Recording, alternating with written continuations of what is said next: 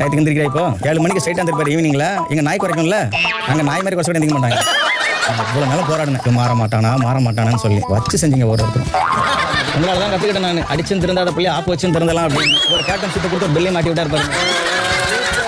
திருத்திட்டேன்னு சொன்ன பத்தியா பிளாக்ல வந்து நம்பர் எடுத்து போட்டாரு. Hi guys, welcome back to another video. Yesterday Archana அப்பா அம்மா வந்திருந்தாங்க. ஸோ இன்னைக்கு பார்த்தீங்கன்னு சொன்னால் புது ப்ரோமோ ரிலீஸ் பண்ணியிருக்காங்க. இந்த ப்ரோமோவில் பார்த்தீங்கன்னு சொன்னால் நிக்சனுடைய அப்பாவும் வந்து நம்மளுடைய நிக்சனை தான் வந்து திட்டிகிட்டு இருக்காரு.